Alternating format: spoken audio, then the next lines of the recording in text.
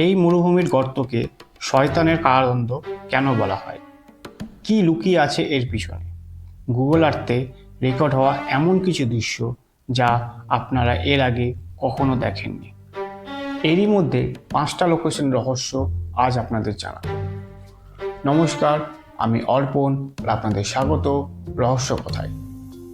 প্রথম লোকেশনটি হলো অ্যালজেরিয়ার সাহানা ডেজার্ট, যেখানে দূর দূরান্ত পর্যন্ত শুধু বালি ও জনহীন এলাকা। সেইখানে এক উঁচু গোল আকৃতির জিনিসটির ইতিহাস আজ পর্যন্ত জানা যায়নি। কাসাদ্দা, এই আকৃতির জিনিসটি অ্যালজেরিয়ার তিমিমন শহরে অবস্থিত, যেখানে যাওয়ার জন্য অনেক কষ্ট করতে হয়। 35 মিটার চওড়া ও 2 মিটারের উঁচু এই গোলাকার আকৃতির জিনিসটি কোনো বাড়ি নাকি কোনো রাজার বাড়ি অথবা সাধারণ পরিযায়ী মানুষের জন্য করা হয়েছিল তা জানা অসম্ভব ব্যাপার। ভালো করে লক্ষ্য করলে দেখা যায় যে এই আকৃতির জিনিসটির দুটো দেওয়াল আছে। প্রথমটি পাথর ও মাটি দিয়ে এবং দ্বিতীয়টি শুধু মাটি দিয়ে। ভিতরের দিকে কিছু জানলাও দেখতে পাওয়া যায়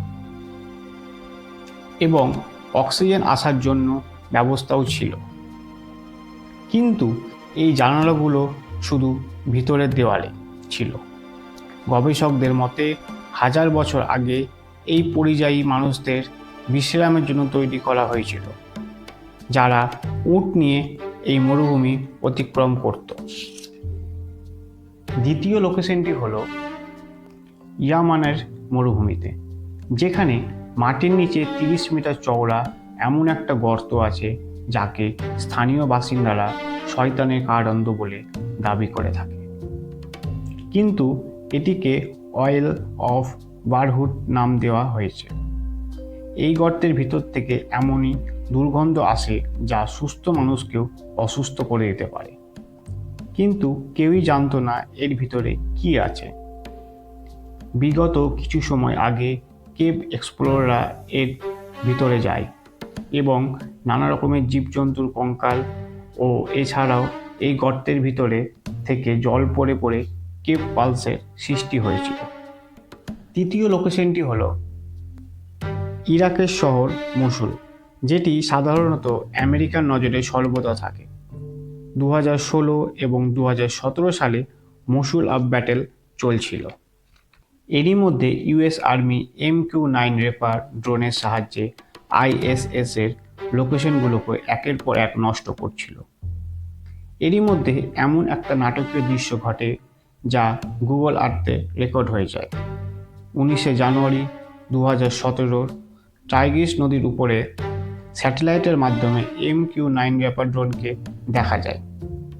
এর পরের দৃশ্য ঠিক 5 দিন পর ঘটে, 24শে জানুয়ারি 2017-তে দেখা যায়। ঠিক এই লোকেশনগুলোতে দুটি গর্ত দেখা যায়, যা এই ড্রোনটির উপর দিয়ে যাওয়ার আগে পর্যন্ত ছিল না। ড্রোনটি অ্যাটাক করার লোকেশনে একটি জাহাজ আর কিছু দূরে কিছু মানুষ এবং তার কিছু দূরে একটি গাড়ি দেখা যায়।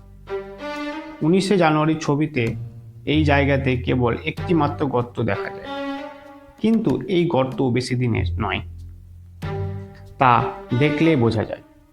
14 দিন আগে 5 জানুয়ারি কোনো গর্ত ছিল না।